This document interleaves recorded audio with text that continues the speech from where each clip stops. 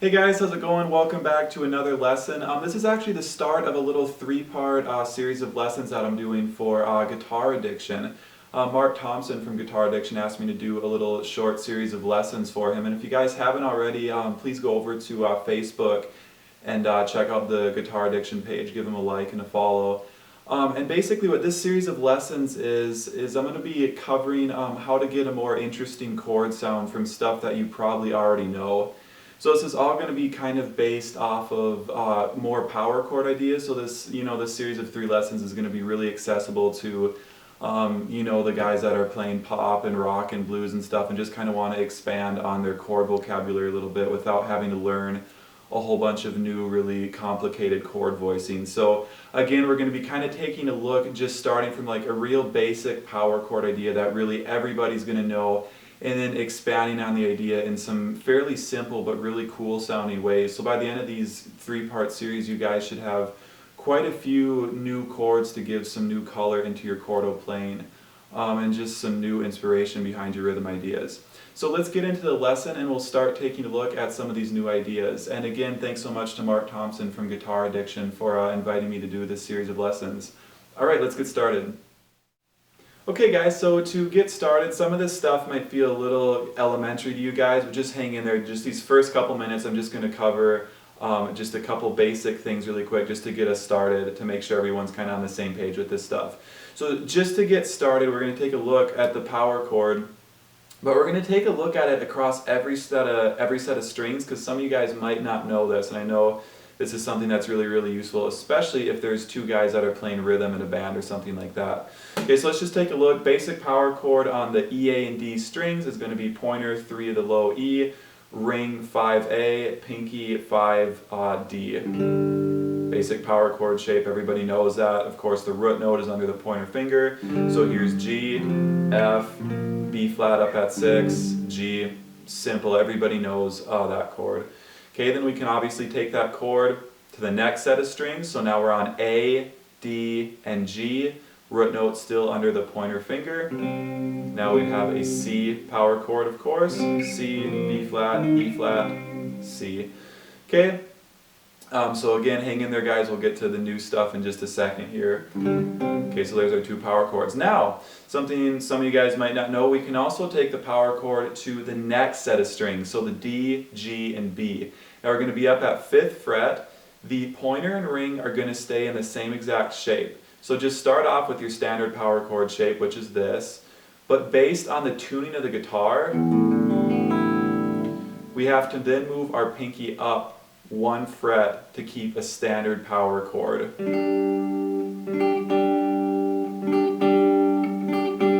Okay, so the shape changes slightly again. There's a little bit of theory behind that based off the way the guitar is tuned. I'm not going to get into all that for today. Just know that's a standard power chord shape on the D, G, and B. So we could have G right there, root still under the pointer. G, F, B flat, G. Okay, and you can hear this is starting to open up a little bit more. It's definitely starting to sound a lot different than down here, of course. Up here it's sounding a little more open, a little bit more like we could use it in a lead, or just pick single notes from it and have it be kind of pretty. Let's say someone was playing an E minor. You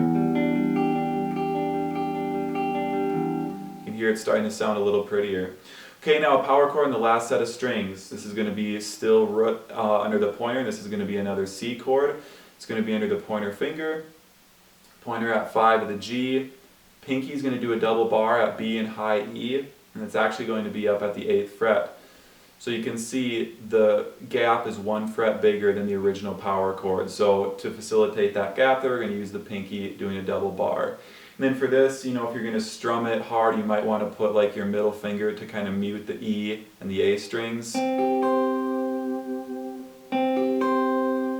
There's a power chord on the last set of strings, so that's how we play that.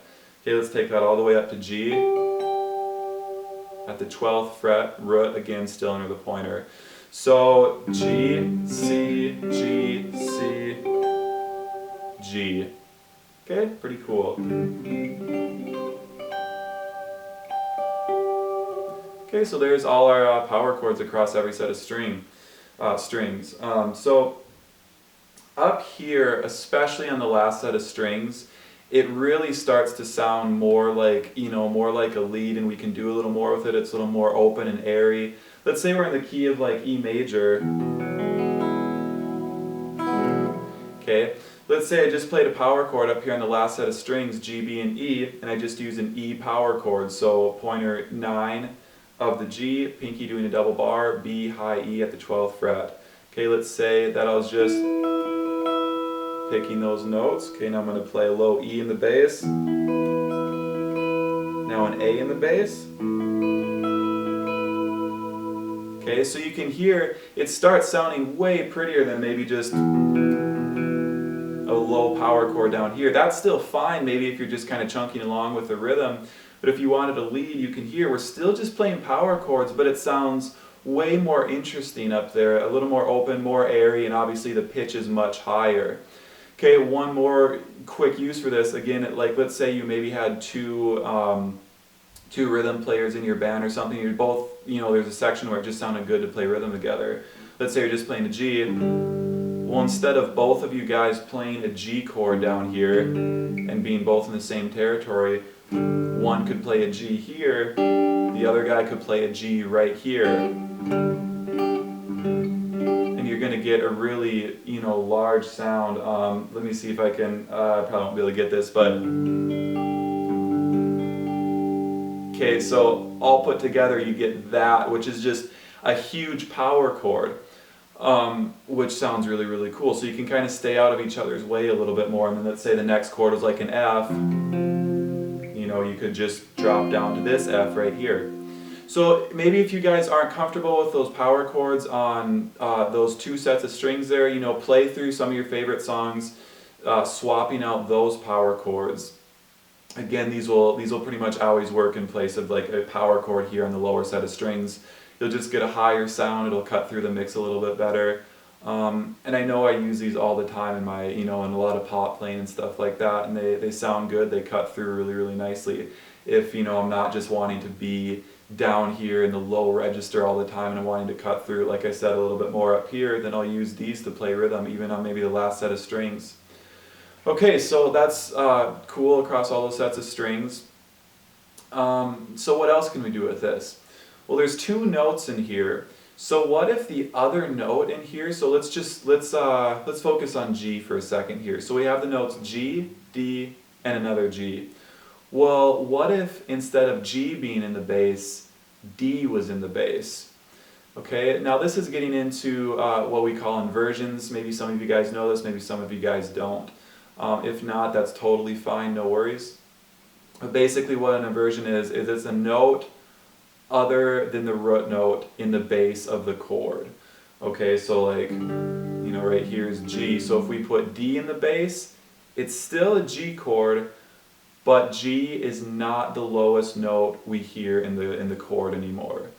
Okay, so how we're going to do that, we're going to get a slightly different shape. We're going to go all the way up here to the 10th fret. Pointer's going to do a 2-string bar at the E and A at the 10th fret, and then we can play this with the pinky or the ring. I'm going to play it with the ring actually for right now. And then the ring is going to be at the 12th fret of the D. Okay, we actually get an inversion right there. So where's our root note? Well, our root note is in the middle of the two sets of string, or the middle of the 3 strings, excuse me. So it's the middle string between all 3 strings, okay? So right here we get a G. Let's move it down to C. Okay, my root note again is in the middle of this chord. Okay, so what happened here? You can hear this is way more aggressive sounding, and that's just the nature when we do this inversion where the 5th is in the bass.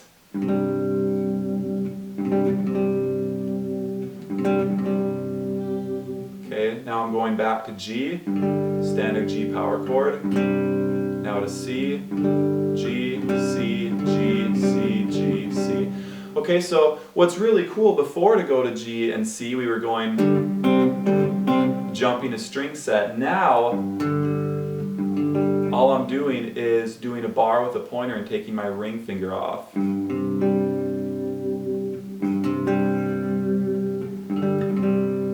so if I was to strum that for a sec.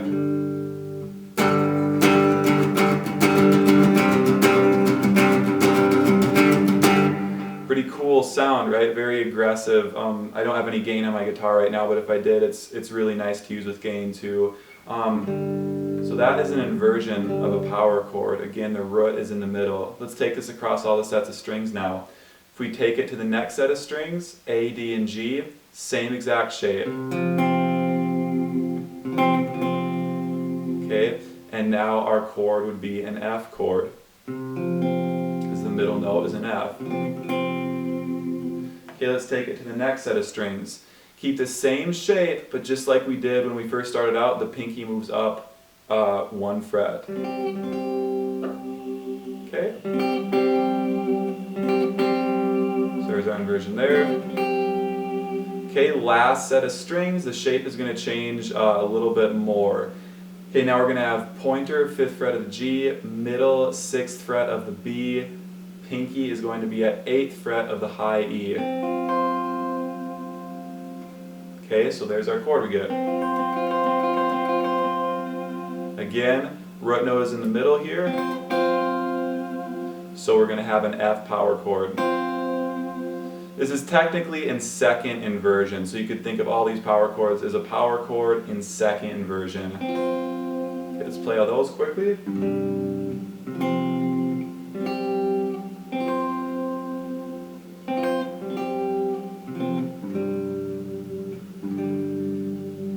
Okay, so there they are across all the sets of strings. Okay, so now we know power chords across all the sets of strings and a power chord inversion. Let's get into some examples now and we can check out how to use these. Okay guys, so some quick examples. Let's just say we're going G to C to F. Okay, so just play a standard G power chord down here. Now let's play our C inversion. Okay, now let's play our F.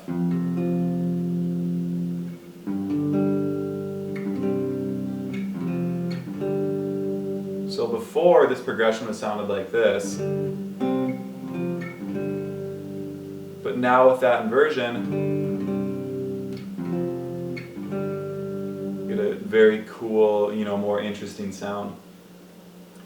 Okay, let's do another quick example. Like, let's say you're, again, just playing rhythm guitar for a band or whatever, and you had 2 rhythm guitarists. Well, one could play this power chord as another option, and another could come all the way up here to this inversion.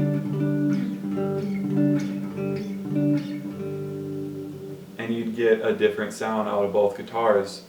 Or you could also play it right here. Now this is going to require a little bit of fretboard knowledge, just as far as knowing your notes in the fretboard, just being able to know this is an F sharp note right here, this is a C note, or an A flat note, or an E note, just knowing where your notes are on the fretboard is going to be kind of important as you get into these power chords and inversions of the power chords.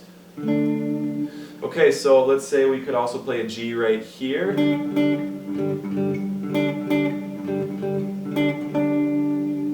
Okay, so now I'm at the 5th fret with my pointer on the A and D, and pinky is on the 7th fret of the G. Okay, so there's our inversion sound. So let's just check out this G right here. So again, saying like, 2 rhythm guitarists, here's our 2 options. Or we could even play, this regular power chord now, non-inverted, on the D, G, and B strings. Or we could play it inverted on the highest set of strings.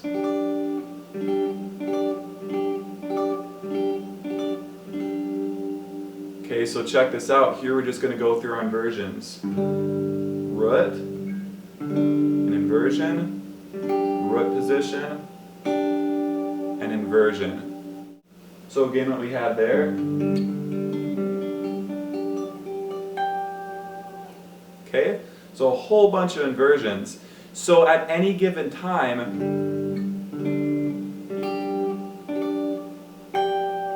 it's up to you to decide which one of these G's do I actually want to use. You have a whole ton of options there. You have 1, 2, 3, 4, 5 options there of G's in different ranges, different inversions, all having a slightly differing sound.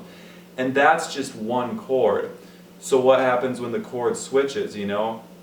And these are kind of the options that I want to kind of get you guys acquainted with, you know, instead of just always thinking, okay, it's a G to C progression, cool, I just have my G and C down here and just kind of being bored with the rhythm playing. All of a sudden you have all these options, you know, hey, do I want to use an inversion? Should I use it higher up the fretboard? Is there another guitarist playing rhythm? Should I go really high and turn it into more of a lead?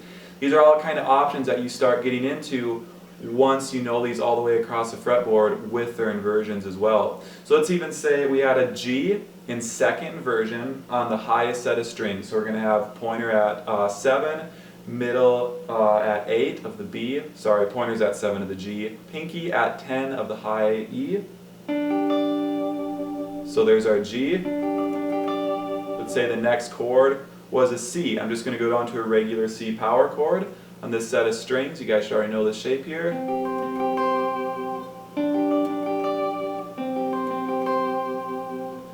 Okay, so then all of a sudden maybe the other guy was just kind of chunking a rhythm out down here, but you can play those and really add something special to it without having to know a ton of extra chords. Again, these are just power chords across all set of strings and the inversions. Okay?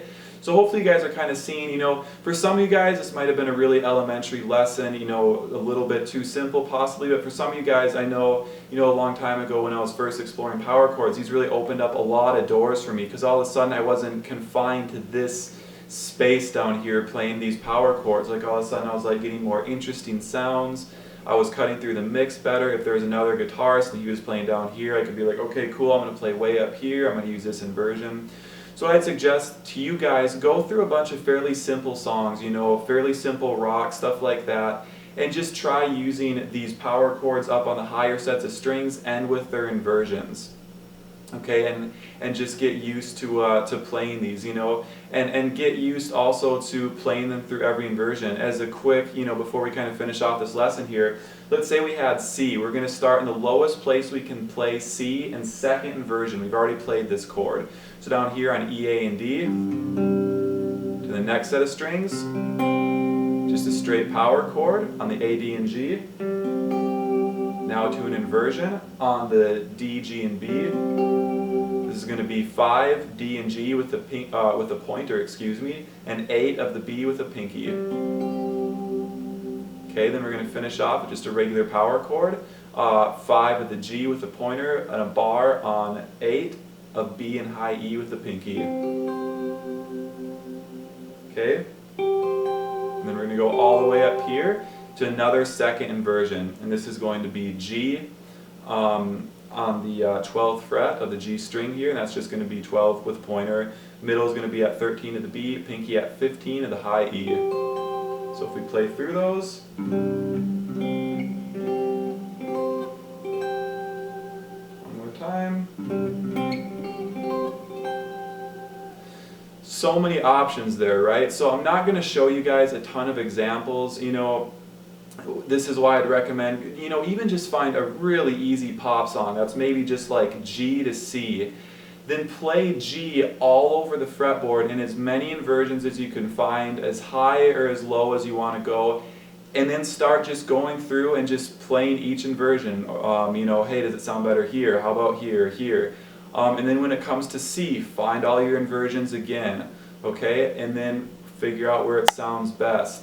I know this sounds like a crazy amount of work for, you know, a simple progression, but I promise you guys, the more you actually do this and kind of dive into the idea, the more comfortable you're going to get, and doing these power chords is just going to be completely second nature and almost too easy. Okay, so again, I apologize if this lesson was maybe a little elementary for some of you guys.